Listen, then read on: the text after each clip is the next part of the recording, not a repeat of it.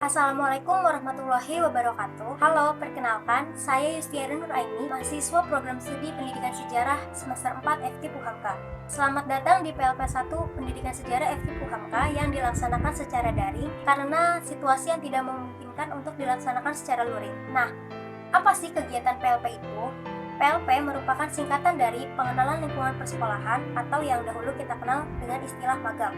PLP merupakan kegiatan rutin yang diselenggarakan oleh FP Puhamka. Nah, maksud dan tujuan diselenggarakan PLP, kami ingin mengetahui pertama, kultur sekolah di SMA Islam Said Naum, kedua, struktur organisasi dan tata kerja di SMA Islam Said Naum, ketiga, implementasi peraturan dan tata tertib, 4, identitas kegiatan seremonial di sekolah, kelima, identifikasi kegiatan rutin di sekolah, dan terakhir identifikasi praktik-praktik pembiasaan dan kegiatan positif yang berlaku di sekolah SMA Islam Said Naum. Berikut ini hasil kegiatan PLP 1 di SMA Islam Said Naum. Selamat menyaksikan.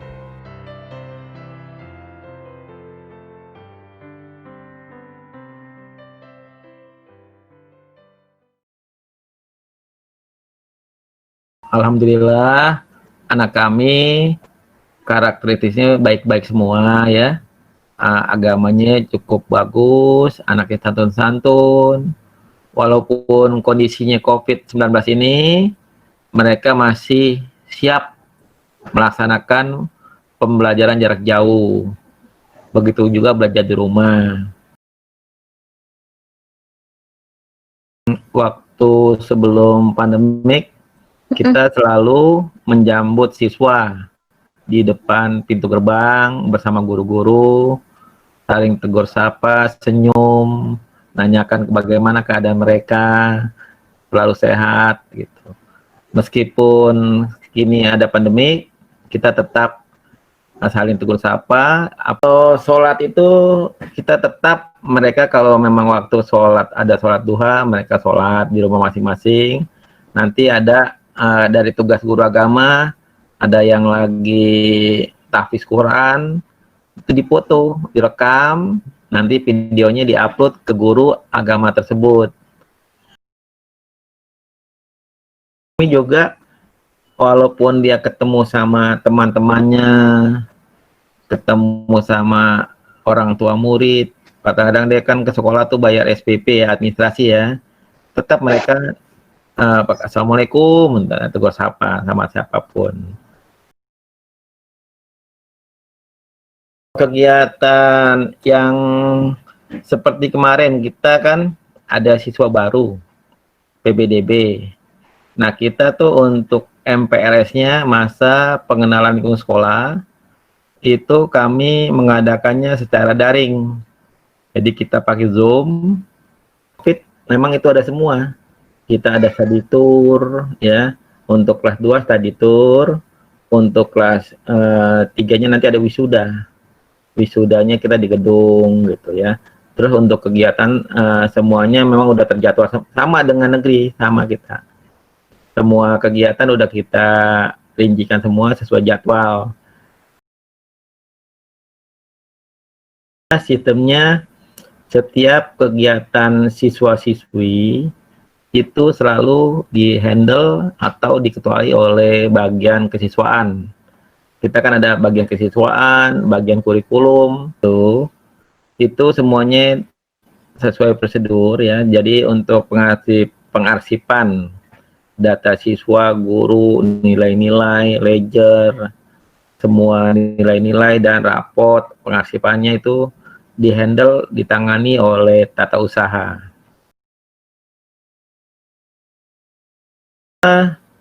Sebelum kita memperdayakan peraturan tersebut, kita sudah sosialisasikan dulu di rapat ya, bahwa kita ingin anak kita ini berakhlak mulia, terus juga guru-gurunya disiplin. Jangan anaknya disiplin, gurunya kurang. Biasa begitu dulu. Sekarang alhamdulillah udah berubah ya. Hukumannya, sanksinya kita waktu itu kami menjalankan hukumannya tidak begitu sadis ya, tidak begitu kasar. Kaman sanksinya satu, apabila dia sudah berapa kali terlambat, kita kasih SP 1, Setelah itu panggil orang tuanya, nanti disanksi lagi SP2. Jadi tidak ada memberi sanksi fisik, tidak ada ya. Kita hanya memang sangat signifikan ya. Contohnya kita mau apel bendera, sementara kita tidak ada pesertanya ya, kita menyanyikan lagu Indonesia Raya pakai Zoom ya, biasa pakai Zoom. Memang kita yang biasa kita laksanakan tuh untuk meeting-meeting aja, rapat-rapat wali kelas, rapat guru. Nah, kita mengenai Zoom. Cuma kalau untuk bendera kita sementara belum dulu ya, semua kegiatan yang ekskul sementara kita nonaktifkan dulu, karena ada anak-anak kami kan ada yang namanya ekskul. Kadang-kadang mereka sudah kelas 12, seharusnya sudah tidak ada ekskul. Malah mereka ikut-ikutan terus, setiap ada ekskul ikut terus. Bahkan Bapak turun tangan ke lapang memanggil mereka agar mereka ikut PM gitu ya, pendalaman materi. Kadang mereka itu karena ada informasi sudah ada tidak ada UN, maka mereka tidak mau ikut PM begitu. Kalau untuk jaringan itu lancar aja sih, tidak ada masalah. Ya kita kadang-kadang trouble-nya gurunya sudah ada, siswanya ini kalau waktu PM ya, siswanya ini kadang ada yang rajin, ada yang malas, ya tergantung siswanya. Makanya absen itu kita rekap, yang jarang masuk kita panggil orang tuanya.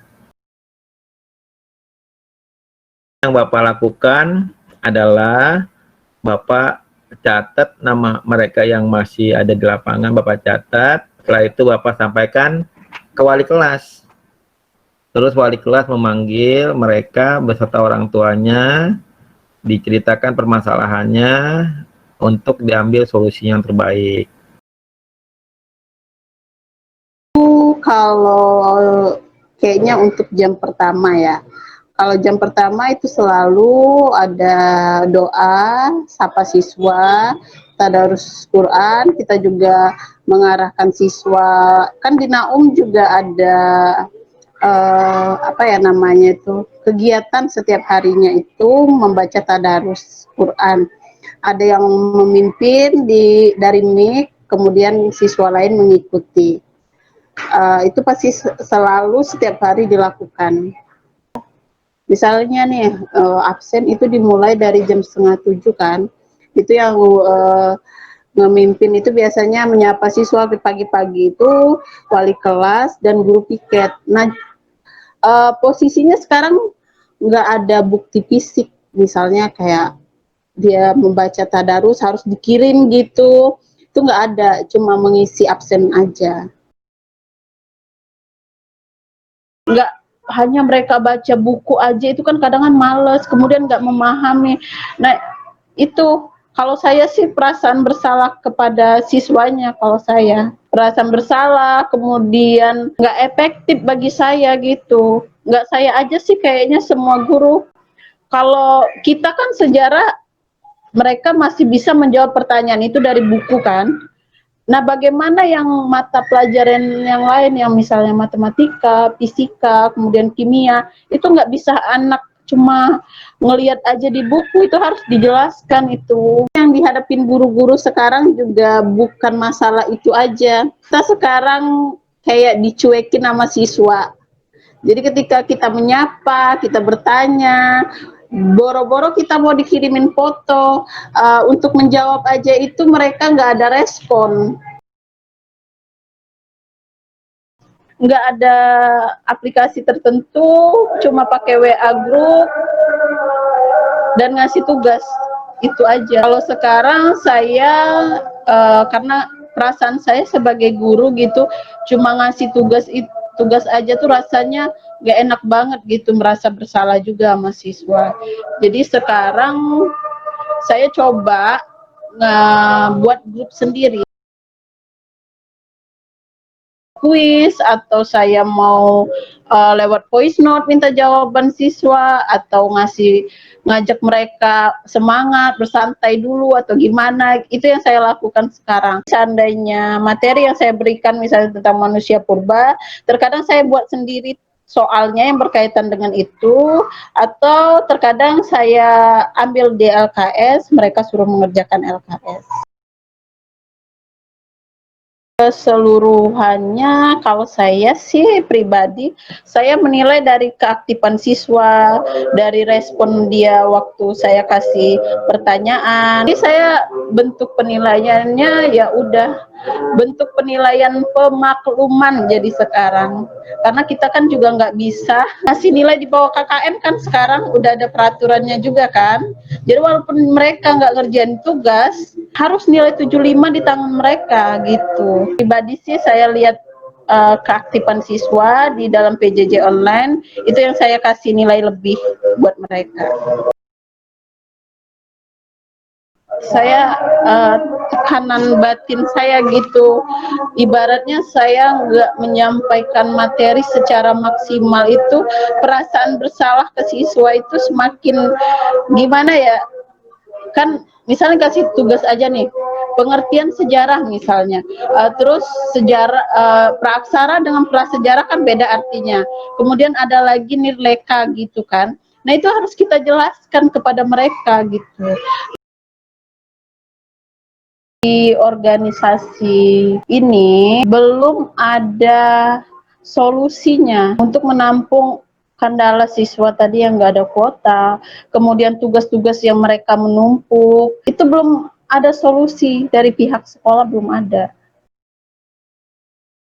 Kalau selama pembelajaran jarak jauh, biasanya kita kan biasanya kalau untuk absen kita di jam 8, tetapi karena untuk pembiasaan tadarusnya, biasanya guru yang piket dia agak maju sedikit, kayak misalnya jam 7.30 suruh ingetin kita, suruh nanti kita bakal sholat duha terlebih dahulu sebelum memulai, terus kita disuruh tadarus minimal 1 lembar sehari. Untuk antusias sih mungkin awal-awalnya kita antusias karena kan kayak kita nggak pernah nih untuk merasakan pembelajaran jarak jauh seperti ini, tapi lama-kelamaan kita semua pun jenuh untuk melakukan pembelajaran jarak jauh ini. Karena apa? Karena masih belum maksimal untuk pembelajaran jarak jauh. Kayak ya udah kita cuman tok ngerjain, pasti setiap pertemuan ya udah kalian baca halaman segini, kerjain segini, ngumpulin jam segini gitu. Yang paling sedih sih itu kayak setiap pertemuan cuman tugas, dijelasin juga cuman via WA atau VN. Untuk OSIS sendiri pasti udah banyak kegiatan-kegiatan yang dijadwalkan oleh pihak sekolah yang harus kita jalani, itu pun juga beberapa ada yang dibatalkan, beberapa kalau memang memungkinkan untuk dijalankan pun kita akan jalankan, tetapi kalau tidak, kita tidak akan jalankan. Kendala-kendala di dalam pelajaran, pastinya materi yang kita terima itu tidak tersampaikan dengan benar. Upayakan itu kalau untuk pembelajaran biasanya ada beberapa guru yang emang ayo nak ke sekolah gitu untuk bertemu dengan mereka beberapa orang, karena kita kan tetap mengikuti protokol kesehatan kan, hanya beberapa orang berjarak-jarak untuk dijelaskan secara bergilir datang ke sekolah, ataupun itu kita melalui Google Meet. Demikian beberapa hal yang dapat saya simpulkan dari hasil wawancara saya dengan berbagai narasumber. Yang pertama, kultur sekolah dan karakteristik peserta didik di SMA Islam Said Naum sangat baik, sopan, dan ramah. Kedua, struktur organisasi dan tata kerja dibagi menjadi 2, yakni staf kesiswaan dan staf kurikulum.